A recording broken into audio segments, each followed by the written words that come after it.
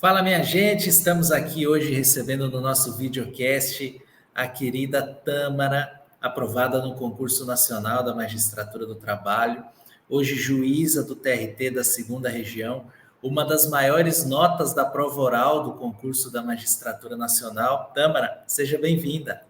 Ai, obrigada, Alexandre. Você sabe que é sempre um imenso prazer encontrá-lo, né? Mesmo que dessa forma, mesmo que virtual. Você sabe do carinho que eu tenho por você. Você foi um grande parceiro na minha preparação e sabe que é um dos grandes responsáveis pela nota na prova oral e pela minha aprovação como um todo. Imagina, minha amiga, bondade sua, você que tem todo o mérito do mundo. Eu costumo dizer que o professor ele mostra um caminho, talvez um caminho mais fácil, né, mais otimizado, mas na verdade é a pessoa que está na caminhada, é o concurseiro que tem que seguir esse caminho. Então é ele que faz 99% do trabalho. E você fez esse trabalho muito bem feito aqui, porque até já dando um spoiler da nossa conversa, quantos concursos de magistratura do trabalho você fez? Só esse. Olha aí. Só esse. Só fiz A isso. a caminhada foi muito bem feita, né? Eu costumo dizer que eu tinha um único tiro, diante de todas as circunstâncias que eu tinha na minha vida particular e pessoal, eu tinha só esse tiro, eu não podia me dar, digamos assim, o direito de ir tentando, eu tinha que tentar e conseguir, então foi realmente um período de muita dedicação, e eu sabia que eu tinha esse tiro, e nenhum outro. Tâmara, o pessoal fala muito hoje de técnica de Uhum. estudo. Então a gente entra no Instagram e a todo momento técnica, técnica, técnica. Mas a gente esquece dessa parte humana, dessa parte emocional. Você falou uma coisa interessante. Dentro das minhas condições pessoais ali, eu tinha um único tiro. Uhum. Você teve que lidar com problemas paralelos em relação ao concurso? Como que você fez isso? O que aconteceu? Enfim. Bem, vamos lá, né? Assim, a minha história na magistratura ela começa um pouquinho antes, né? Porque eu era servidora aqui do TRT2, eu era analista e era assistente de uma juíza substituta. Eu atuava como assistente dela, fazendo elaboração de minutas de sentença, né? E eu trabalhei com ela em torno de 6 anos aproximadamente, até a aprovação no concurso da magistratura.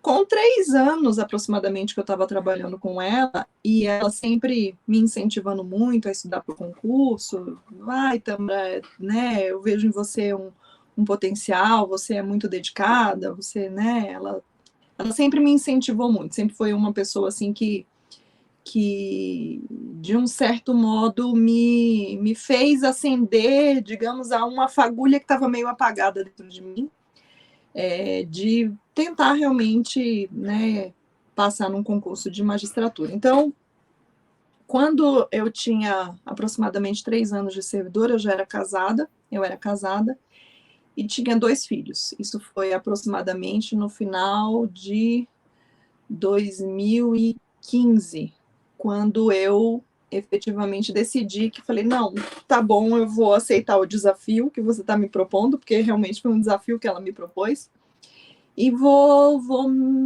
tentar, vou estudar. Mas quando eu decidi que eu iria realmente estudar,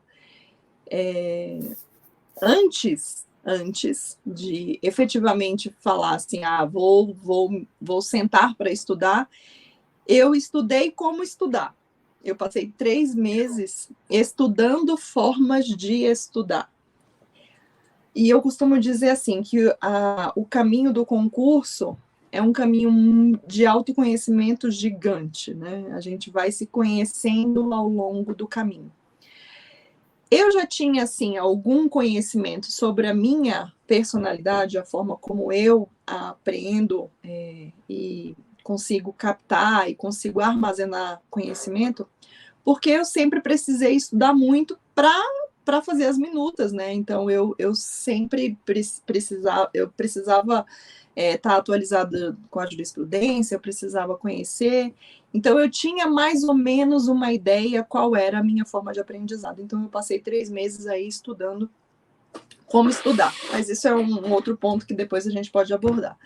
E aí, em 2016, eu comecei efetivamente os meus estudos e eu era assistente. Então, eu tinha uma média de minuta para entregar por semana, porque a secretaria que a minha chefe trabalhava era extremamente puxada, em torno de 15 sentenças. Detalhe Então, eu que tinha que fazer... era assistente no maior tribunal do país, que é o TRT da segunda região, que hoje você é juíza, né? Então, o volume de trabalho é Exato. absurdo. Absurdo. E eu trabalhava em Barueri, que é uma das varas aqui do TRT2 que tem uma das maiores distribuições. Na época, girava em torno de 2.500 processos por ano. Muita coisa. Então, assim, era uma demanda absurda. Então, eu tinha uma meta aí de, no mínimo, umas 15 sentenças por semana. Então, eu tinha que produzir, no mínimo, 3 sentenças por dia, né? Sim. E aí eu decidi estudar. Aonde arrumar tempo para estudar fazendo 3 sentenças por dia? Então, eu coloquei na minha cabeça que a parte da manhã, que era o período que meu filho estudava numa escola aqui próxima de onde eu moro, e tinha uma biblioteca nessa escola, eu pensei assim, eu preciso deixar ele todo dia na escola de manhã. Então, eu deixo ele na escola, vou para a biblioteca, passo o período que ele está na escola estudando na biblioteca, na hora que ele sai, pego ele e vou para casa. E à tarde, e um período da noite, eu vou me dedicar a fazer as sentenças. E foi assim o primeiro ano. Eu digo que, quando eu comecei a estudar, eu jamais imaginei que eu conseguiria trilhar o caminho da forma como eu trilhei. Mas eu acredito que a forma que eu escolhi estudar, para minha forma de aprendizado, foi uma, digamos assim, uma forma que acabou encurtando, né, o período de estudo. Então, eu tinha 4 horas de estudo por dia. Show. E eu digo que quanto menos tempo a gente tem para estudar, mais qualidade a gente imprime no período de estudo da gente. Quanto mais tempo a gente tem para estudar, menos qualidade a gente imprime. Porque a gente sempre sabe, mas eu tenho a tarde para estudar. Não, mas eu tenho a noite para estudar. Não, mas eu não estudei hoje, mas amanhã eu tenho o dia inteiro para estudar.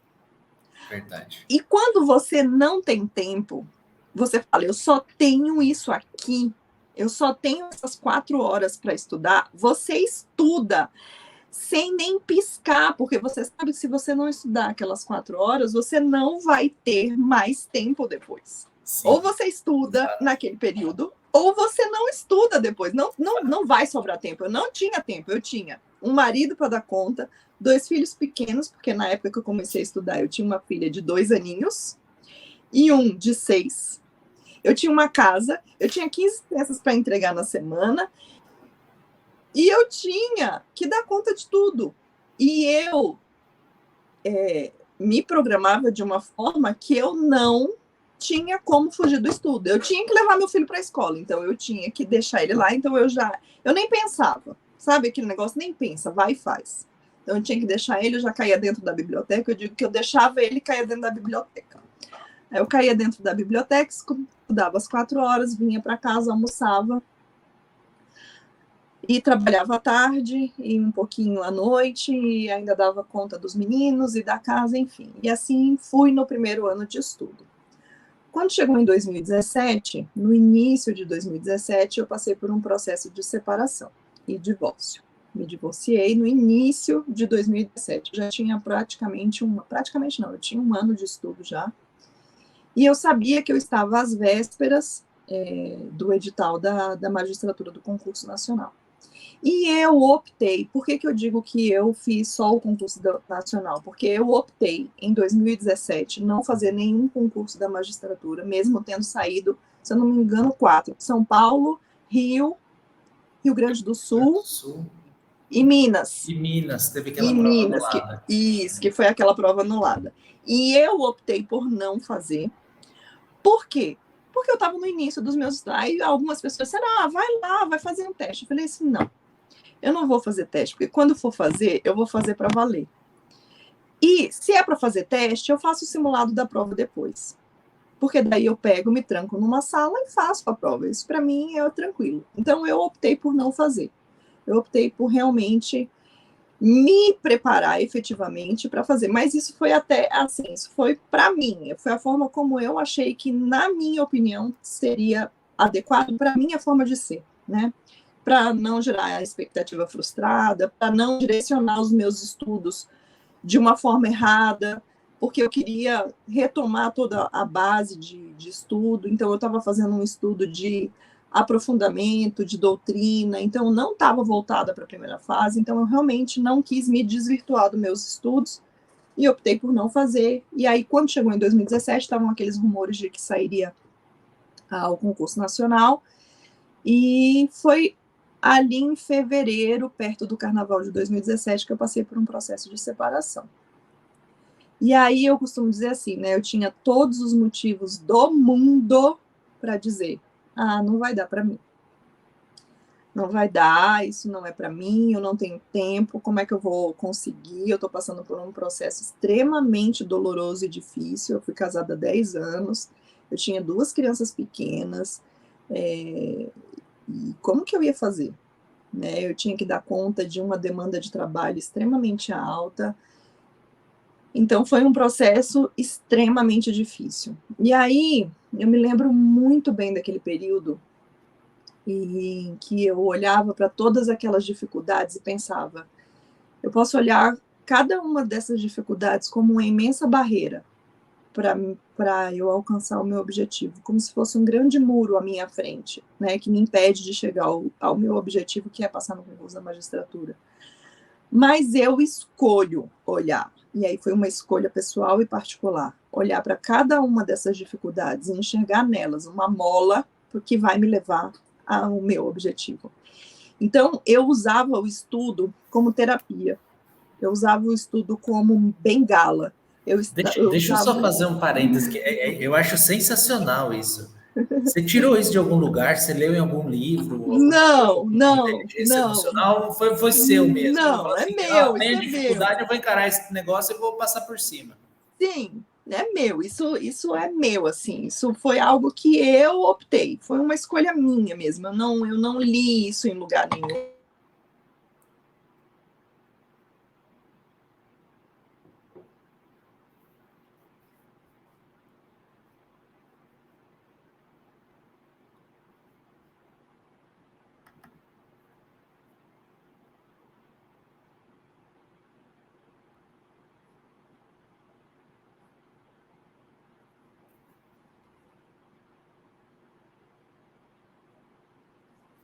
Aí acho que a Tâmara caiu, mas...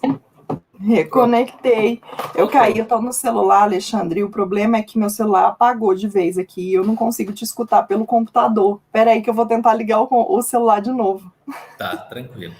Espera só um pouquinho que ele ligou, eu não sei, eu acho que porque ele esquentou muito. Espera só um pouquinho que ele tá do lado do computador. Não, fica tranquilo. Vou sair aqui e vou entrar de novo por ele. Espera só um pouquinho. É isso aí, minha gente. Olha que interessante essa história da Tâmara. E ela, né, ela foi desafiada a tomar uma decisão. Enquanto você consegue enxergar uma luz no fim do túnel, você continua caminhando. Então, eu gosto de fazer muito a alusão, quando a gente tem dificuldades, à história do Davi. Davi, quando viu o gigante, ele olhou o gigante e pensou o seguinte: olha, esse gigante é muito grande, não tem como eu errar. Enquanto todo mundo dizia para ele o seguinte: esse gigante é muito grande, ele vai te matar, não tem como você vencer dele, ele é muito grande, ele é gigante. Ele enxergava esse desafio de uma maneira diferente. E aí a Tâmara voltou. Deu certo, Tâmara? Deu, peraí, calma, só um minutinho, deixa eu só ver aqui, ajustar, pera, calma. Em meio a tantas dificuldades que você passou na aprovação, não poderia ser uma transmissão tão simples também, né? O concurseiro que vai assistir aqui, ele vai ter que ter um pouco de dificuldade. Ai, gente, eu vou ter que deixar assim, Alexandre, agora, sem Tá problema. ótimo, tá ótimo. Sem problema. Então tá. Então vamos lá. Então, assim, isso é por isso que eu digo assim, na época, é algo que me marcou muito, assim, você me perguntou, você leu isso em algum lugar, né, leu em algum livro, foi algo que alguém, não, a terapeuta te disse isso. Minha irmã é psicóloga, ela ajudou muito, né, assim, em todo o período de preparação, mas em nenhum momento foi ouvido dela ou lido em nenhum lugar, não, foi meu mesmo. É por isso que é algo que me marcou muito, sabe? E, efetivamente, naquele momento eu pensava assim, gente, são muros, né? São muros que estão colocados à minha frente, mas quanto eu quero o meu objetivo? É isso mesmo que eu quero para mim? É algo que eu quero muito, é um desejo passageiro, né? É um objetivo, é uma meta, ou é algo... eu quero, mas, né, se tiver alguma dificuldade eu vou vacilar, não. E aí eu olhei para tudo aquilo e falei, não, isso aqui vai ser a mola. Então, o estudo para mim era a minha terapia para passar pelo aquele momento de dor. Os meus filhos, eu olhava para eles e pensava, gente, eu estou buscando algo que vai me dar, digamos assim, uma condição pessoal, profissional, uma condição de vida que vai me levar a trazer orgulho aos meus filhos, a dar uma condição de vida para eles adequada, em que eu não vou precisar depender de absolutamente ninguém para cuidar deles, para dar a eles um futuro adequado, que eu entendo ser um bom futuro. Então, olhava para aquele momento de separação, de dor, e pensava assim, gente, a única coisa que eu quero nesse momento é não pensar na separação. Como eu faço para não pensar nesse momento? Eu sentava e estudava. Então, era a minha terapia. Eu sentava e estudava. Eu me lembro, eu morava num prédio, isso é tão vivo dentro de mim, porque é algo que me marcou muito, né? Eu morava num prédio e tinha uma sala de estudo no prédio, que é um condomínio grande, com vários prédios, então tinham salas de estudo, tinha várias coisas. E aí tinha uma salinha de estudo, eu me lembro perfeitamente dessa sala, assim, era uma sala pequenininha, e tinha uma mesa, e eu sentava naquela mesa e pensava, aqui é o meu gabinete, aqui é onde eu estou construindo, aqui é onde eu estou costurando efetivamente a minha toga. Então eu sentava muitas vezes, muitos e muitos dias, eu descia chorando aos prantos, as lágrimas escorrendo, a cara inchada de choro, eu sentava, parecia que tudo fazia assim, tudo se curava naquele momento, eu enxugava a lágrima, eu me lembro fazendo assim com a mão, eu me lembro de, eu tenho um meu livro, o meu querido amado Godinho, né, que é o meu coração, né, tá aqui, todo fofo. Tem páginas que estão com um pingo de água, assim, de lágrima, né, que eu sentava e a lágrima escorria e pingava na página, e tem, até hoje, às vezes eu folheio ele e falo, caramba, é lágrima de suor, mas cada lágrima, cada momento de dificuldade que eu passei nesse concurso foi, assim... foi algo transformador na minha vida. Não só porque eu passei no concurso. É bom passar no concurso, é ótimo. Eu recomendo. Sim, sim. Mas é algo interno muito maior. É algo muito maior. Aqui dentro, sabe? O externo, a carteirinha vermelha, né? O status social, digamos, de você ser juiz. É tudo muito legal. Poxa, que bom. Mas o melhor para mim do concurso como um todo foi o processo, porque ele criou em mim grandes marcas, e eu digo que todas essas marcas me fizeram ser muito melhor como pessoa, eu digo assim, como pessoa, sabe? Como ser humano. Você teve um processo de construção técnica, você estudou como estudar, isso é muito importante, mas mais do que isso, você teve um processo de construção emocional que te lapidou para isso. Isso é fundamental. Acho que tem muita gente que pensa que passar no concurso é só entender livro. Olha, eu acho que essa é uma das menores partes que a gente tem. Porque você realmente viveu adversidades que a maioria das pessoas olharia e falaria o seguinte: eu não vou conseguir superar isso aqui. eu vou dar um tempo, eu vou parar 6 meses, eu vou parar 1 ano, mas você prosseguiu. Não. E engraçado, sabe, Alexandre, esses dias eu postei algo no meu Instagram pessoal sobre disciplina. Eu gosto muito dessa palavra, disciplina. Eu acho que a disciplina, ela é, na verdade, a grande ação para tudo na vida, não só para concurso, para tudo, para absolutamente tudo. A disciplina move e movimenta a pessoa para um lugar que ela quer chegar, sabe? Sim. A gente às vezes acha que eu estou estudando só 4 horas, tem gente que está estudando 10. Hoje eu consegui estudar 1 hora. Aquela pessoa estudou 11. Mas hoje eu consegui estudar 2. Gente, um castelo, ele não se constrói num dia. Um castelo, ele se constrói pedrinha a pedrinha todos os dias. E mesmo que você não esteja vendo no seu dia a dia os resultados acontecendo, pode ter certeza que você está galgando degraus a cada ação e a cada momento que você está investindo naquilo para o que você se determinou, né? E aí eu postei, eu estou comentando que eu postei algo sobre disciplina e uma amiga minha falou assim, nossa, Tâmara, eu preciso te falar uma coisa que eu estou há tempos para te falar e eu nunca achei assim a oportunidade para te falar, mas eu queria te dar esse testemunho.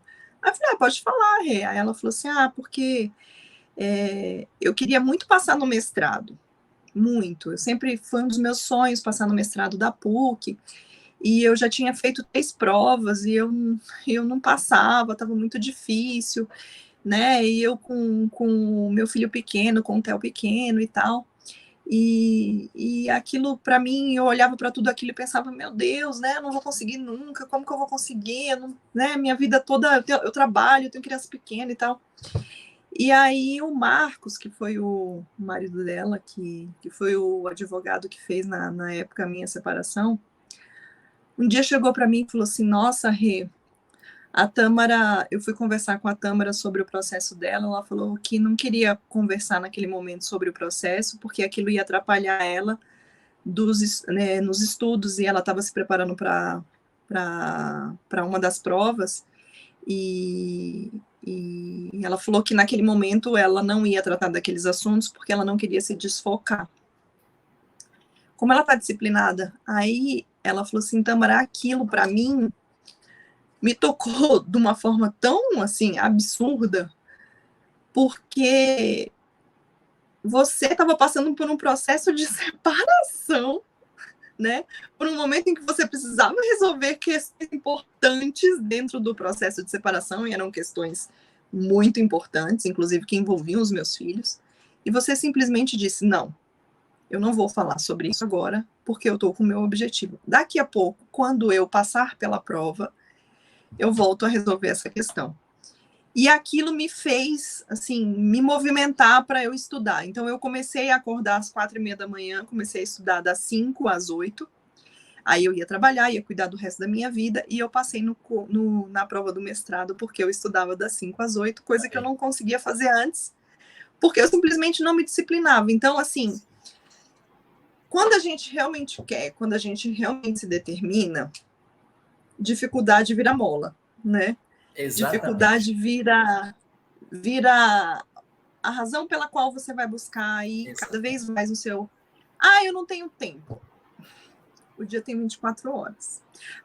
Mas eu trabalho 8 horas por dia. Sim, mas você pode acordar mais cedo.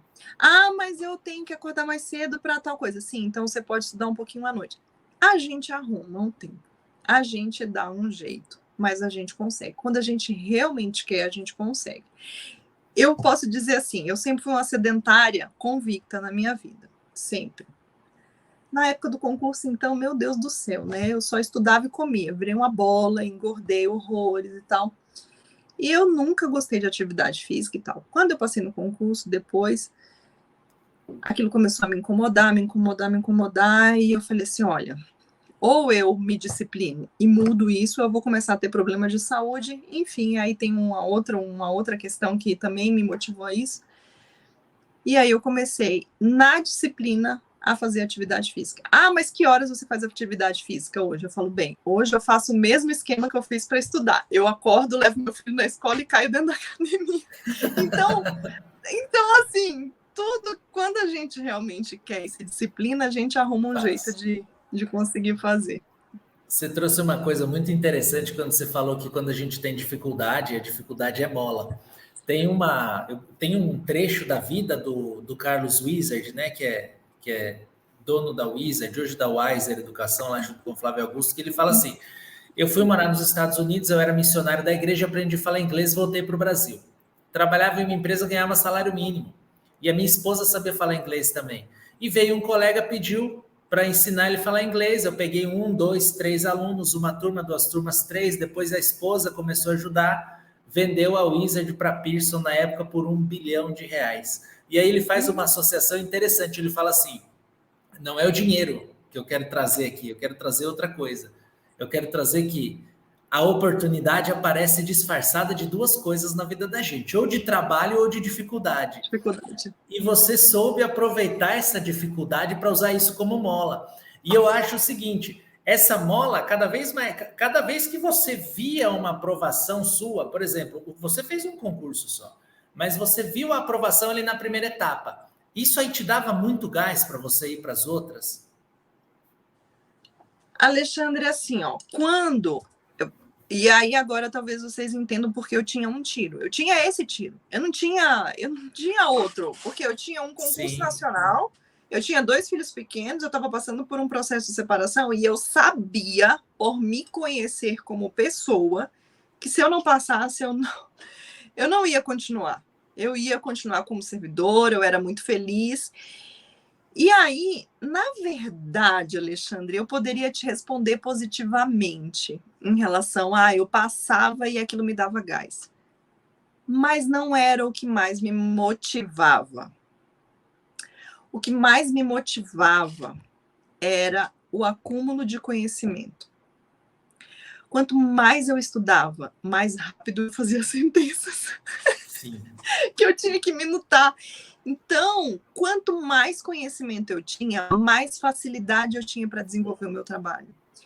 E eu sabia que com isso, mesmo que se eu não passasse, mesmo que desse tudo errado, eu ia conseguir galgar cargos dentro do tribunal que me levariam a uma satisfação profissional, talvez não igual como eu tenho hoje sendo magistrada, mas próximo. Entende o que eu quero te dizer? Perfeitamente. Então, eu digo assim, que o meu maior incentivador, porque eu acho que motivação é algo muito efêmero, sabe? É algo que hoje eu tenho, amanhã eu deixo de ter. Mas eu acho que o incentivo, a chave, assim, aquela fagulha, né, que fazia, puxa, que isso tá me fazendo, como é gostoso estudar, era o fato de que quanto mais conhecimento eu tinha, mais fácil as minhas atividades diárias se tornavam, né, dentro da minha profissão. E eu acredito que isso se aplique não só para quem é servidor, né, mas se aplique também para quem é advogado e advoga, porque quanto mais conhecimento a gente tem, quanto mais técnica a gente tem, a gente pega um processo, é como se ele fosse, eu costumo dizer que um processo ele é um jogo de xadrez. Né? Ganha quem sabe jogar melhor. Sim.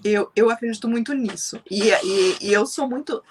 Eu me considero, digamos assim, uma profissional muito técnica. Eu não sou muito naquela quem tá falando a verdade, quem não tá, não. Para mim é jogo de xadrez, é ônus de prova. É aqui e acolá. Você tem o direito de... Você tem o ônus de provar, você não provou. Ah, mas eu tinha a verdade, estava comigo. Não existe verdade dentro de um processo, até porque, né, quem conta um conto sempre aumenta um ponto, né? E a gente tem um processo trabalhista contado por testemunhas. Então, a verdade, ela nunca é realmente traduzida num processo, né? Não mesmo, né? É praticamente missão impossível. Então, eu acredito muito na técnica, eu acredito muito em você saber jogar o jogo. Então, quanto mais eu estudava, mais eu sabia jogar o jogo, mais Mas artimanha eu tinha para jogar o jogo. E aquilo era o que mais me incentivava. Agora, óbvio que quando eu me propus a estudar para o concurso nacional, e quando saiu o edital, eu me lembro como se fosse hoje, eu peguei o edital, eu olhei a banca examinadora e eu pensei, claro, né, que quem é esse ser humano que vai estar numa banca examinadora dessa? Quem é, né? Eu sou assim, a reles mortal no meio, não existe, eu não vou conseguir isso, não é para mim, mas vamos lá, vamos tentar, vamos investir aqui, vamos dar a cara para bater para ver o que acontece. E aí eu me lembro assim, eu botei uma meta para mim, era assim, se eu passar na primeira fase, eu já vou ficar muito feliz. A minha meta era, vou passar na primeira fase. Aí eu passei. Aí eu pensei, e agora? O que eu faço? Como é que eu vou fazer uma segunda fase? Meu Deus do céu! Aquilo parecia a coisa mais difícil do universo. Quando eu pegava um papel, eu botava o papel na minha frente e pensava, eu sei o que eu tenho que escrever, mas como é que eu vou escrever? Eu tenho conhecimento, eu sei a resposta, mas como é que eu vou mostrar isso para o examinador? Gente, eu me lembro, tem fotos dessa época, era uma mesa assim, com um monte de papel e um monte de papel amassado. Eu começava e falava, não vai dar. Aí eu começava outro falando... E eu chorava, eu subia chorando. Eu me lembro que minha mãe falava assim, meu Deus do céu, isso está sendo um sofrimento. Eu falei, tá sendo um sofrimento. É um parto fazer uma questão. Você não está entendendo, mãe. É mais fácil parir um menino do que botar um conhecimento numa folha. Você não está entendendo. E eu chorava. Eu falei, bem, eu preciso buscar auxílio. Aí busquei. Aí veio você como meu grande direcionador de como escrever uma resposta de segunda fase. Me lembro que uma das minhas respostas foi escolhida como a melhor, quase que eu ganhei a semana. Naquela semana. Eu falei, gente, eu não acredito, eu tô conseguindo. Então, assim, eu ia comemorando, na verdade, as minhas conquistas desse tamaninho, assim, eram conquistas pequenas, tipo, hoje eu consegui estudar 4h30 líquida, aquilo para mim era, sabe, assim, aí no outro dia a minha resposta era escolhida, gente, aquilo era como se eu já fosse uma juíza, aí no outro dia eu pegava uma sentença para fazer, eu falei, caramba, eu estudei isso aqui ontem, era rapidinho, assim, a qualidade do meu trabalho, então foi tudo, então eu usava assim, as coisas menores no meu dia a dia como incentivo para continuar estudando. Então, óbvio que a aprovação na primeira fase foi um grande incentivo? Foi, né? Porque eu falei, bem, agora eu passei na primeira, agora eu quero passar na segunda, pelo menos, né? Sim. E assim eu fui. Mas se eu posso te dizer o que eram os meus grandes motivos de incentivo, eram essas pequenas conquistas diárias. E eu costumo dizer que o concurso é um caminho muito prazeroso para quem sabe apreciar as belezas que são apresentadas durante o caminho. E você tem que curtir o caminho, porque o caminho é muito mais gostoso do que a chegada. Muito mais. A aprovação foi maravilhosa. Tomar posse foi a coisa mais linda do mundo. Mas eu posso dizer que as vitórias que eu tive no caminho, para mim, eu digo por mim, pode ser que para outra pessoa seja diferente, mas para mim, as pequenas conquistas diárias no curso do caminho do concurso não tem nada que se compare. Absolutamente nada. Te fortaleceram muito. E olha, que sensacional essa história, assim, conseguir chegar nesse nível de amadurecimento técnico, de amadurecimento emocional, mesmo vivendo esse turbilhão de problemas que você estava vivendo, e ainda assim conseguir centrar o pensamento para estudar. Eu tenho certeza absoluta de uma coisa. Quem está assistindo aqui a nossa conversa vai olhar para a sua história e vai falar assim, eu tenho que tomar vergonha na cara. É sério, grande parte, obviamente que existem pessoas que têm dificuldades homéricas, óbvio, a gente sabe disso, mas grande parte das pessoas, isso aqui não é porque é concurseiro, não, é natural do ser humano. As pessoas, elas costumam enxergar as dificuldades e travar diante das dificuldades, ou colocar a dificuldade como uma barreira intransponível, que na verdade é algo simplesmente de uma crença limitante que ela mesma cria para ela, que não permite com que ela vá adiante, com que ela passe para frente. Quando você caiu, eu estava comentando, eu falei, olha, a história da Tâmara. Vamos lembrar de uma história interessante da Bíblia que eu gosto, que é a história de Davi. Então, quando todo mundo dizia para o Davi, o gigante é grande demais, ele vai matar você, ele é muito grande. Ele pensava o seguinte, ele é grande demais, como que eu vou errar uma pedrada que eu vou dar nele? Então, é questão da mudança de pensamento, da análise sob uma perspectiva otimista e não pessimista, né? E essa passagem, você tocou nela, era uma passagem que eu gostava muito de ler quando eu estava no concurso, porque ele tinha uma pedra, por isso que eu digo que eu tinha um tiro, porque eu tinha mesmo ele tinha uma pedra, né? Era uma pedra e ele tinha que acertar a mira no gigante, né? E eu sempre pensei o concurso como um gigante. Eu olhava para frente e pensava, gente, é muito grande, é muito, assim, é algo muito maior do que eu. Como que eu vou dar conta? Era como se eu fosse o Davi e o concurso fosse o Golias, entende? Então, eu olhava e falava assim, gente, não vou dar conta. Olha a minha situação com 2 crianças pequenas. Tinha dia que eu descia para estudar, a Luísa ficava chorando, mamãe, mamãe, mamãe, aquilo cortava a minha alma, mas eu pensava, filha, é por você também. É por nós, sabe? Porque eu preciso estar bem para você, né? A gente que é mãe, aí eu vou falar um pouco agora voltado para as mulheres, a gente que é mãe, a gente pensa muito assim, como é que eu vou fazer, né? Eu vou abandonar os meus filhos para estudar? Que tal a gente pensar que antes de uma árvore dar fruto, ela precisa estar sadia? Sim. Né? Então, antes da mãe se entregar para um filho, ela precisa estar inteira, ela precisa estar sadia. Então, se o seu sonho é passar no concurso, se o seu sonho, qualquer que seja o seu sonho, você precisa buscar ele para que você esteja inteira, para você estar inteira para o seu filho. Senão, quando você for se entregar para o seu filho, você não vai conseguir entregar o melhor para ele. Não vai. Porque você não está inteira. Né? É um gesto de amor. Muito embora a gente, como mulher, e aí as meninas que estão nos ouvindo vão entender o que eu estou falando, muito embora a sociedade nos julgue muito, né? Muito embora a sociedade olhe para a gente, no momento em que a gente deixa o nosso filho chorando para descer para estudar, olhe para a gente e fala, mas você não é uma boa mãe. Você está fazendo o seu filho sofrer. Você não é uma boa mãe porque você não está entregando 8 horas do seu dia para o seu filho. Sim. Você não é uma boa mãe porque você está saindo para trabalhar fora. Você não é uma boa mãe porque você está deixando de ter tempo com seu filho para estudar.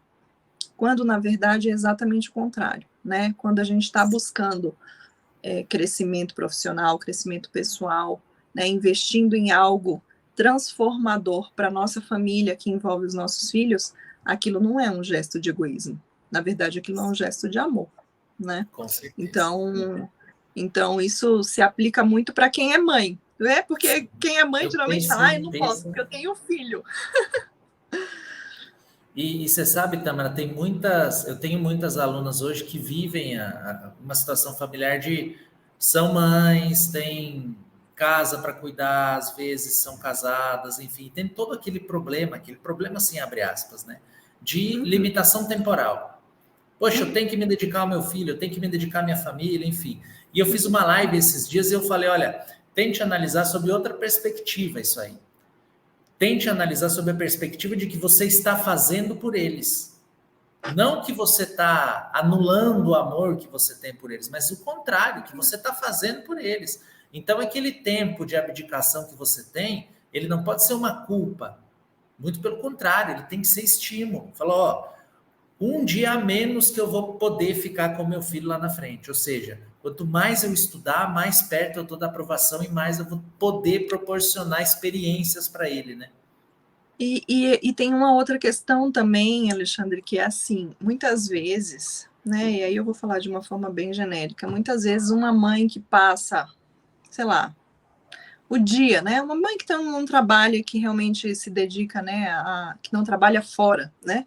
Que trabalha em casa, porque o trabalho de casa é muito maior do que quem trabalha fora, mas se Sim. dedica a cuidar do lar, né? Cuidar da sua casa e dos seus filhos, não dedica tanto tempo de qualidade quando está com as crianças. De repente, uma pessoa que trabalha fora, que se dedica às suas tarefas, né, que está estudando, que está investindo, né, em crescimento pessoal e profissional, ela tem 1 hora por dia para ficar com o filho. O resto ele passa na creche, ou está com a babá, ou está com a avó, ou está com a rede de apoio que ela tenha para possibilitar que ela esteja investindo tempo em si. Aquela 1 hora, às vezes, é tão mais valiosa do que aquelas 8 horas que você passaria dentro de casa insatisfeita com seu filho, que a gente tem que pensar muito nisso também, né? No tempo de qualidade. É a mesma lógica de quem tem pouco tempo para estudar, né? Quando tem pouco tempo para estudar, a gente realmente estuda. Quando tem muito tempo, a gente dá umas cambaleadas ali. Quem tem pouco tempo para ficar com o filho, investe um tempo de qualidade com o filho, né? Então, eu penso muito sempre assim. Minha amiga, falando em tempo de qualidade, eu já me excedi no meu tempo aqui com você. Era uma conversa de 20, 30 minutos, a gente já está falando há mais de 40 minutos, porque realmente está muito bom o papo, conversa muito boa. Eu tenho certeza que vai estimular muita gente, vai empoderar, vai encorajar, sobretudo as mulheres que precisam enxergar nesse papel, né, um papel de coragem para alçar um estágio superior e para entregar para o filho uma condição melhor. E eu quero um estágio superior, obviamente, que eu falo profissionalmente, né? Sim. E financeiramente. Mas eu quero terminar com uma mensagem sua para os concurseiros que hoje passam dificuldade. A gente sabe que essa caminhada não é fácil, ela é muito difícil. E uma mensagem especial para as concurseiras, para as mulheres que prestam concurso e vivem essas dificuldades, algumas dificuldades que você viveu ao longo da caminhada aí. Se você puder, eu tenho certeza que você vai fortalecer muito e vai dar muito gás para elas. Olha, eu gosto muito de uma frase que de repente é até um grande clichê, mas eu gosto dos clichês, né? Curtam o caminho. Aproveitem a caminhada. Observem as belezas que estão passando diariamente do ladinho de vocês no caminho para o concurso. Vibrem com as pequenas conquistas. São elas que nos trazem o incentivo, a doçura de viver esse momento, né?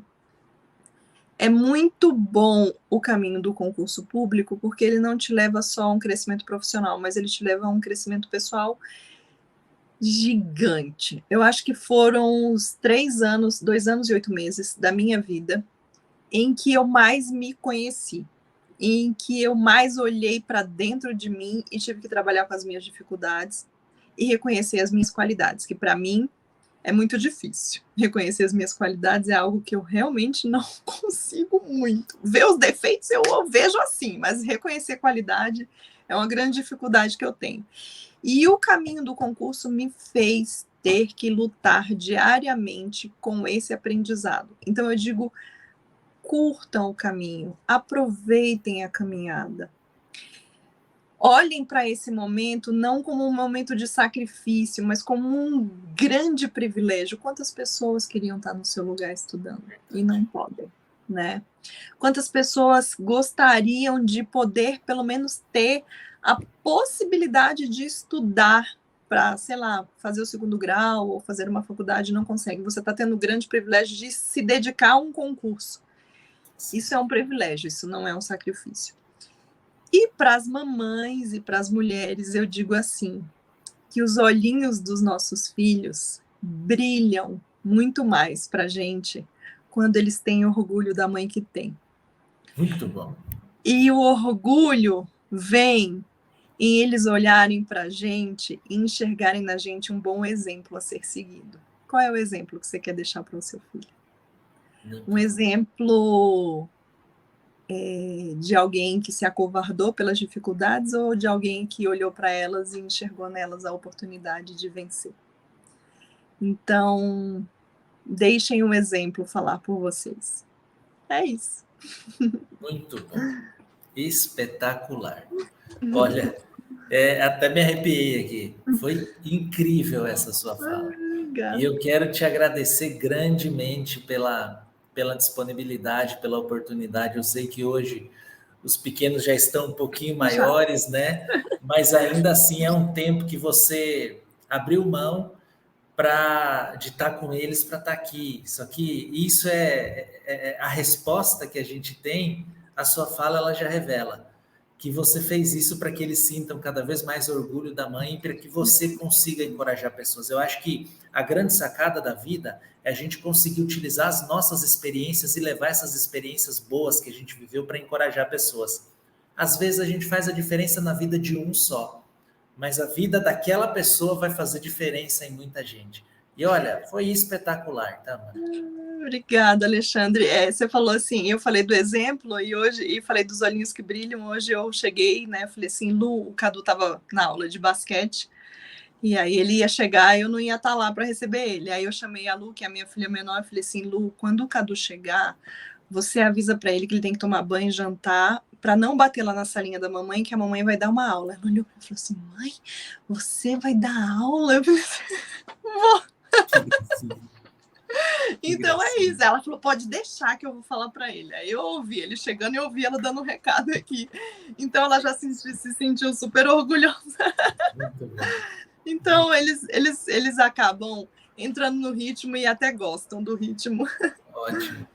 Minha amiga, muito obrigado. Obrigada, você, Alexandre. Eu tenho certeza que a repercussão vai ser muito positiva dessa nossa conversa.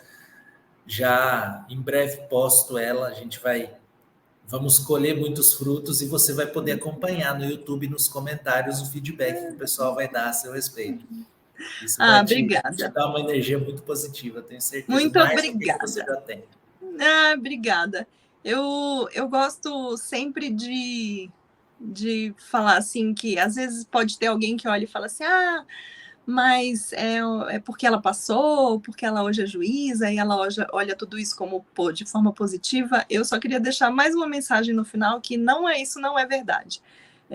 A gente tem que olhar até para as nossas derrotas e para os nossos insucessos como algo positivo, porque como você mesmo disse, né, as grandes oportunidades surgem ou do trabalho ou das dificuldades. Até uma porta fechada pode ser uma grande janela lá no futuro. Então, não é porque eu passei que eu tenho essa empolgação toda com essa história, mas sim porque eu acredito muito no que eu falei aqui para vocês e em tudo na vida, nas pequenas coisas e nas grandes, como foi o concurso para mim.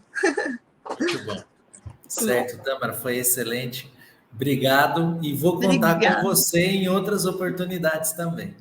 Estou sempre à disposição, você sabe que o meu carinho por você e pela Carol é enorme, vocês moram no meu coração, vocês sabem da importância que vocês tiveram na minha caminhada. A Carol conhece das minhas dificuldades, presenciou uma grande dificuldade que tive, ela pode falar por mim, e você também, que você acompanhou o período de separação.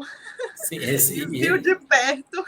Da nossa parte, recíproca sempre verdadeira, porque até para finalizar, vou confidenciar um fato aqui. A primeira vez que eu tive um contato mais próximo com a Caroline, minha esposa, foi porque eu acompanhei você na prova oral nas 24 horas e ela, sua amiga, te acompanhou também como anjo. Então, ficamos nós dois, virou um casamento. Eu tive um casal. Fui cupido dessa história. Fui, digamos assim, quem fez as vezes de apresentar os dois. E sou muito orgulhosa dessa história. De verdade. Sim. Tenho um carinho enorme por vocês dois. Enorme, enorme, enorme. E eu me lembro muito bem quando você chegou para mim, olhou para mim e falou assim, vou casar com a Carolina. Eu olhei e falei, ele é louco, mas tudo bem. E casei. Isso que você está falando é verdade. Viu? Isso ainda bem que está gravado. Ainda bem que está gravado. Isso aí é verdade. Olhou para mim e falou assim, eu vou casar com a Carol. Eu falei, Alexandre, Menos. Dá uma fechadinha. Presta atenção na minha prova. Presta atenção na minha prova. Vamos aqui para a prova oral, pelo amor de Deus. Olha o meu ponto aqui de processo civil, que é o código inteiro, pelo amor de Deus, como eu vou estudar tudo isso? Atos processuais. Atos processuais, atos, formas. Nunca esqueço desse ponto. Meu Deus do céu, era só o código inteiro, mas tudo bem. Foi ótimo. Minha amiga, muito obrigado. Valeu demais. E você que acompanhou aí o videocast com a Tâmara, curta, compartilhe, mande para os seus amigos, para suas amigas. Essa história é uma história incrível e merece ser compartilhada não só com quem é concurseiro, com qualquer pessoa, porque tem um exemplo de superação aqui incrível. Valeu, Tâmara. Obrigada, Alexandre. Boa noite. Até mais. Tchau.